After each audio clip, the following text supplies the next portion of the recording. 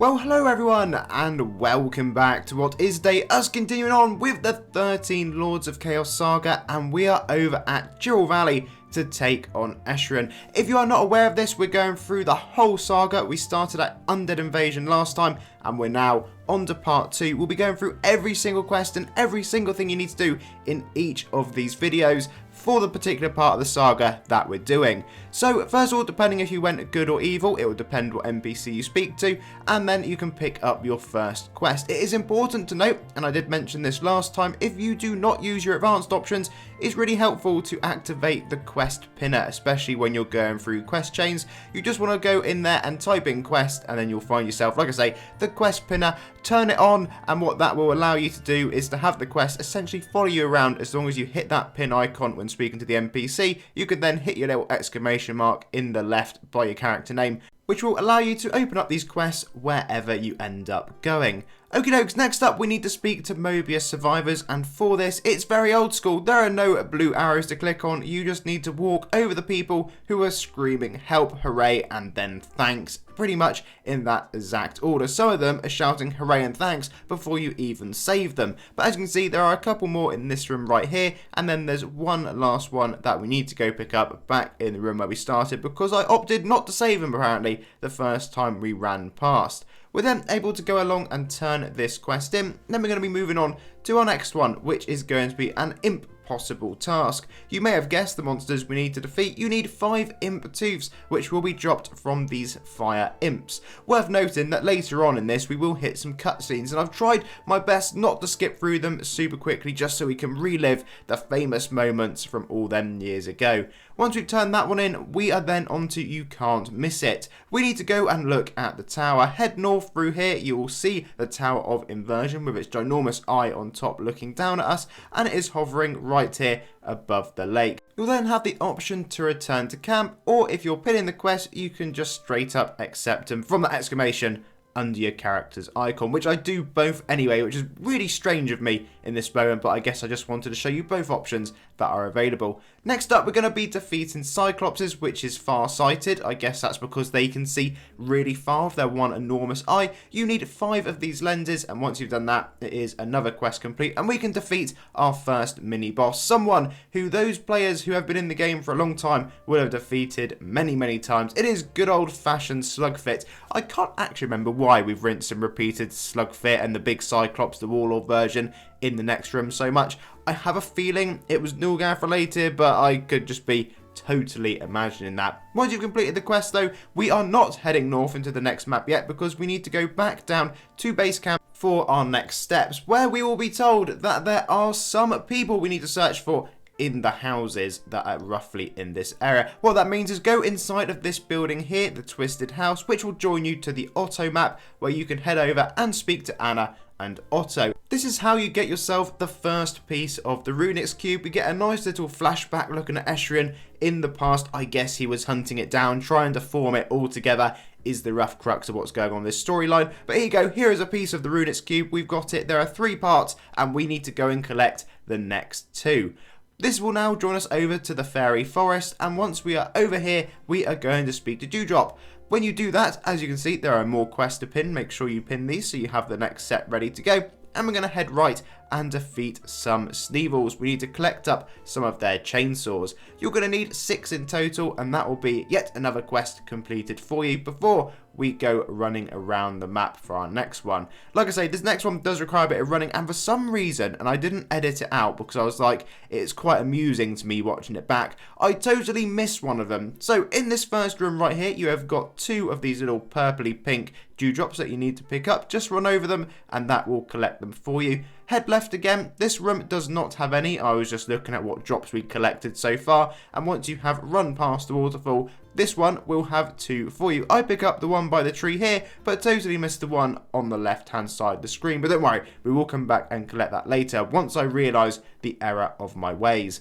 In the first room you come into, there are 2 more for you to collect, and then we just need the missing one that I walked past, and there is also a final one in the room to the north. Funnily, I managed to run past it for a second time, but we get the one by the tree, and then we head backwards and grab the one that for some reason I was just outright ignoring. You may well have guessed what I'm going to tell you next, but we need to turn in this quest. Next up, we're doing a jarring one, and I think this one is a bit more random on the RNG. You just need to defeat a Chainsaw Sneevil until you get the item drop. I'm pretty sure I got it first time though, but I seem to just remember this one being a bit of a pain in the past, but I could have just totally imagined it. Anyway, once you've got your healing jar, we will turn in the quest and move on to Tree Hugger. I don't know why they called it Tree Hugger. Well, I guess it's because there's a giant pink tree that for no reason does definitely not have a Runix cube inside of it. Anyway, let us head down to the right hand side. We're going to head up to where the tree is and defeat the Cyclops Warlord. This is that monster I said that we've defeated plenty of times in the past on with Slugfit, but I can't remember why. So if someone could please enlighten me into reminding my brain, that would be great, or I'm again just making it up.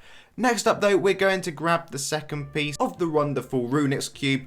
Sort of anyway. We're going to head down to the left and up north, and once you get to this tree, just walk up to it. Akara the Spider will appear, and you just need to defeat Akara the Spider until you complete this particular quest. I think this is one of those monsters which was one of the first ones to have unique mechanics in game. It could spin a spider web and sort of go immune for a bit, but we didn't get to that phase because Shadow Weaver of Time just shredded through it. Anyway, we're then heading back to Dewdrop yet again, where we can now go to Mobius, where funnily enough we're going to be directed to yet another map, which is going to be the Cornelis Ruins. You may again remember this one. I'm certain if you remember there is a badge you can actually get here called Cornelis Reborn, something on that. They did like these midweek updates years ago, which were proper updates, but they're just member expansions to certain areas. They stopped doing it, which was a shame. I really quite enjoyed them, but I guess it just took up a little bit too much time. But that's going back years and years, and you don't want to hear all of my nostalgia stories. Make sure again you've pinned this quest chain and we can work through. The first one you need 8 gargoyle chips, and once you've done that we are going to energize. We need to go along and find the teleporter info. Just run all the way through the map. You need to continue as far as you can go. Some of these rooms do jump you around a little bit, so be aware of that. But once you've found the teleporter, I always choose to stay longer. Just we're in the rough area we need to be as long as you are pinning those quests. Next up is going to get us defeating even more gargoyles. This time we are going to need 10 blue gems. You need to collect all of those up and turn in this next quest, and then we're going to have to do a little special trick, presuming you have stayed with me exactly where we are in this room. Once it is turned in though, we are going to be accepting our next one, which is going to be Quick Draw, where we need to get the Golem Sketch. In order to get the Golem Sketch, we need to go over the teleporter. If you are in this room and try to go over it, it will not work. You need to go backwards and refresh the room, and then lo and behold, over you go. Heading in, you'll find yourself the Golem Sketch. Do not do anything other than stay longer unless you have not pinned the quest, because the next one we are going to be defeating the Stone Golem himself. I'm certain the Stone Golem has actually got a free player version of his armor, or the member version is the armor, but either way, he has got some drops that you may want to look at if you want some memey bits to dress up as a golem. We then have one final quest to complete, which is to go along and pick up our Runix cube. This one is nicely hidden away. I'm certain this was done by like accident the first time I did this. I was so young when we first went through doing this quest chain. I know it would have just annoyed the heck out of me trying to find this. Anyway, you want to go inside this room here, walk up to the big portrait on the wall. It will open, and there is the Runix cube hiding behind it. We are then going to return to our Moglin friend, and would you believe you can turn that quest in, and then we're going to be heading all the way back to Mobius. Believe it or not, we don't have too much more to really go in this, although the timing on the video does say otherwise, with another 10 minutes or so remaining. Once we're back at Mobius, we are going to speak to our NPC, and in this case we need to click on the Runix cube because we need to solve this puzzle. I did start trying to actually solve it, and then to be honest, as you can see, I gave up after 2 clicks, hit the solve button, and that's all we need to do. It does sort of cheat it for you if you can't be bothered to do anything with that one properly, which is definitely how I was feeling. We're then going to go on to the quest, pin them, and we are going to accept some assembly required. We've already completed solving the puzzle, so you'll have the item ready to turn in straight away. We're then going to get some more teleporter info. Run to exactly where we did earlier on, which is around the left here and up north, to where the tower is located. The quest will then auto-complete for you, and you can just decide how you want to go about doing it, really. There we go, turn in, and we are next going to form ourselves a disguise. In order to form ourselves a disguise to get inside of the tower, we need to defeat some Cyclopses. Once you have got, I believe it is 8 scraps of cloth, that will be that particular quest complete, and then we're going to move on to the to-go box. We are going to be a pizza delivery person in a second. It's great fun, but in order to get the cardboard boxes, true to Adventure Quest lore, if you're aware of how Sneevils behave, then you need to go along and get yourself boxes from the Sneevils back over in the Faerie map. Once you have collected up 4 of them, we are going to be able to head back to Mobius and load up our next location, which is going to be all about the tower itself. Personally, I do think some of the Escherion cutscenes are some of the best they've done, just from a comedic point of view. I quite like it, and watching it back now as an adult, probably my immaturity level has not increased enough to find some of these bits not amusing. Speak to your NPC and click go to the tower. This will start us off on a lovely little cutscene with the guards wanting some pizza. They're not very good guards because they tell us pretty much exactly where we need to end up going, and we bypass straight through them. We're going to head down to this right hand side off of the screen, and once you do, we're in the Relativity map. We are then going to head inside this doorway and head downstairs. There are 3 quests we need to complete here. Each of them you get by clicking and running up to note on the door. You need to physically run into the door. This will trigger the pop-up, and first of all we need to do the first key quest. You need to keep on defeating Cyclopses until you get the item to drop. They are not 100% drop chances, so it could take you a moment or 2, or at least 5 or 6 kills potentially, to actually get the item you need. You can then proceed through the door once you have done the quest.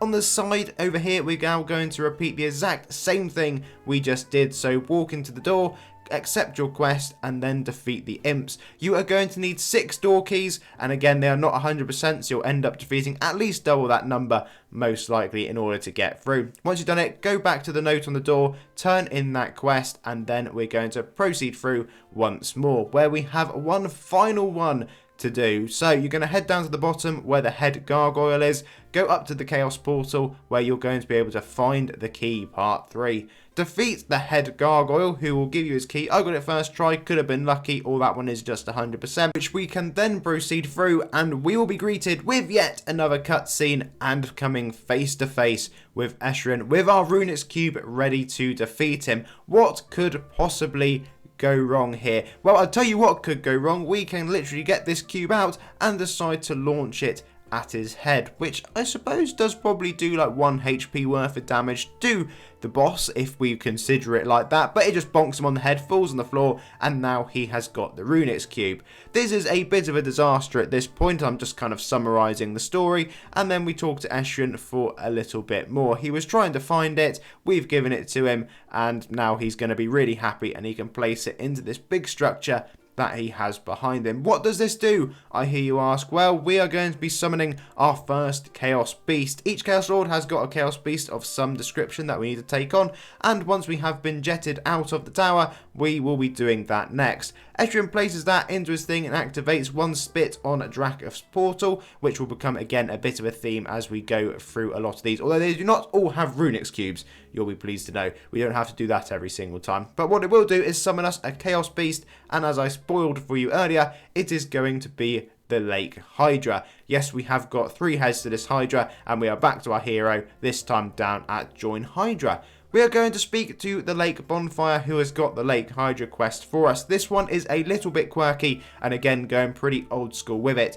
We need to defeat these 3 rune shards, or at least get these 3 rune shards, by defeating the runic things you can see on the floor. However, we are not able to do that until we get some Hydra Fangs. We need to collect 9 Hydra Fangs in the top right hand corner. Make sure you do that, because for each of the runes we're going to destroy, it uses 3 Hydra Fangs per rune, and there's 3 runes, that's why you need 9 of them in total. Once you have collected those 9 Fangs, we are then just going to head through to the left and go up to this first rune. You need to click this X a total of 3 times, as each time you do that it will slash the rune in front of you. 1 slash equals 1 Hydra Fang, and that is the way you keep going. Go left a little bit more and there will be the next rune waiting for you. You want to do the exact same thing to this one, and then for our final one it's actually going to be one little hidden room over up here in the top corner shining onto the tower. 3 clicks of that and it will be the quest complete for you. Head back to the bonfire, turn it in, and then we can move on to our next location. Although before that, it does appear that we have got yet another cutscene to look at,